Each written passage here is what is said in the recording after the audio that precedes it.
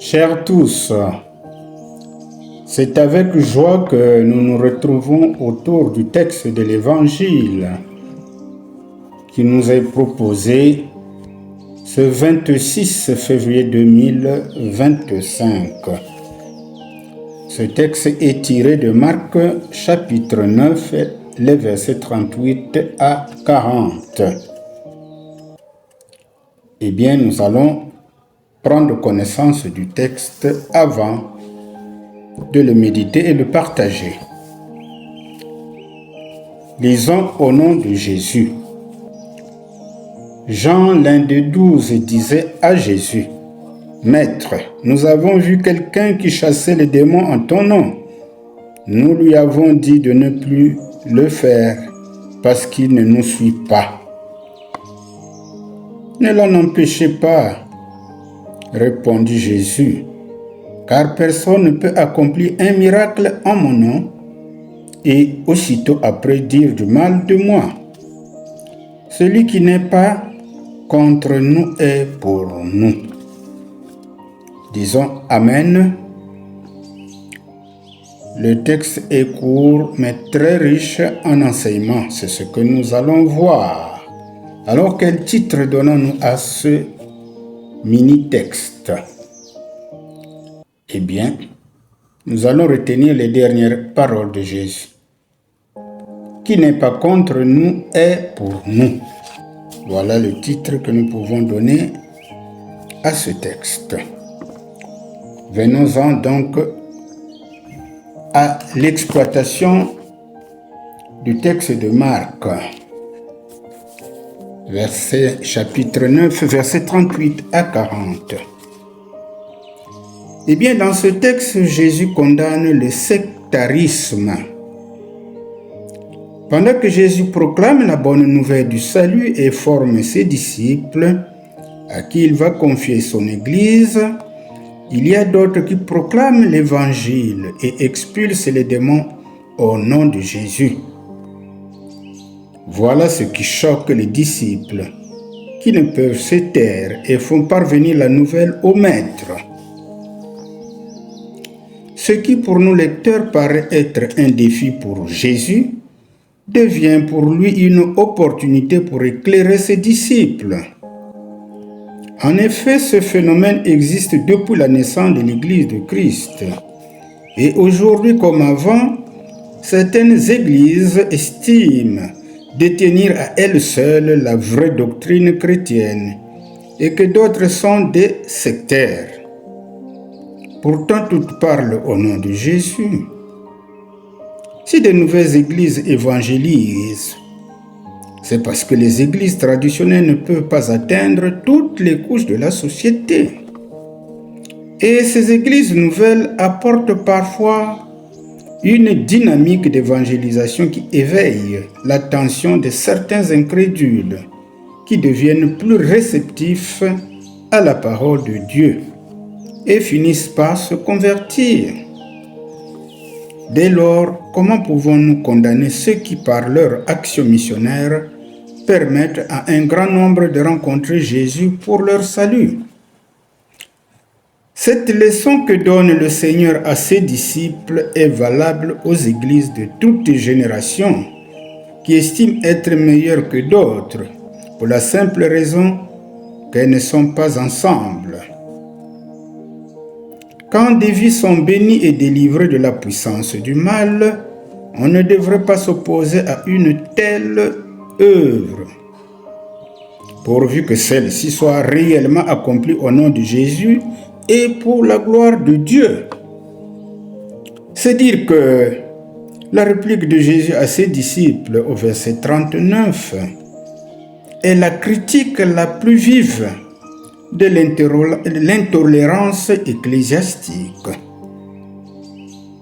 Nous répétons, c'est dire que la réplique de Jésus à ses disciples au verset 39 est la critique la plus vive de l'intolérance ecclésiastique. En somme, ce texte nous décrit une erreur commise par les disciples et répétée par les chrétiens depuis l'époque de Jésus.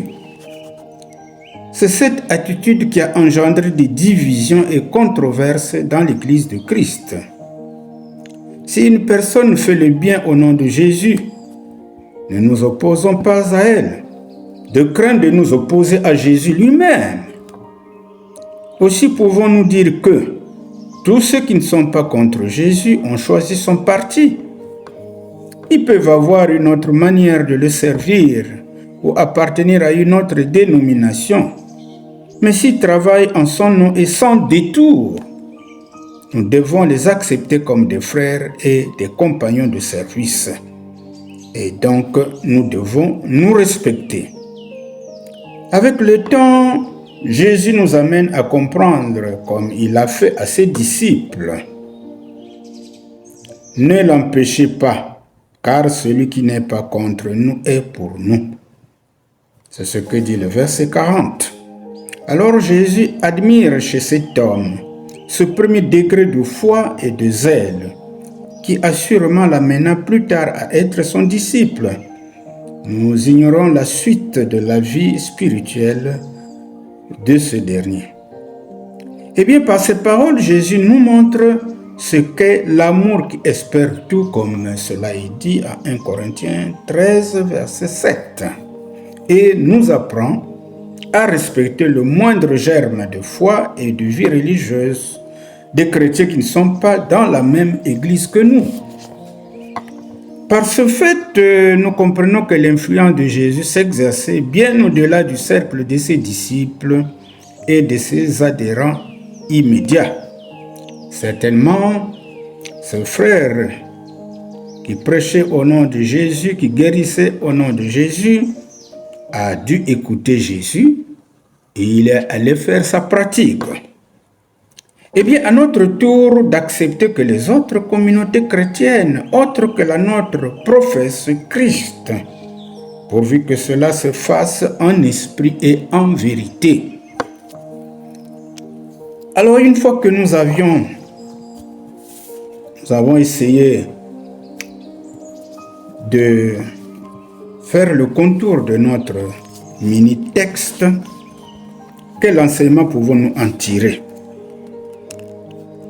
Alors, comprenons que les disciples tenaient à l'honneur de leur maître.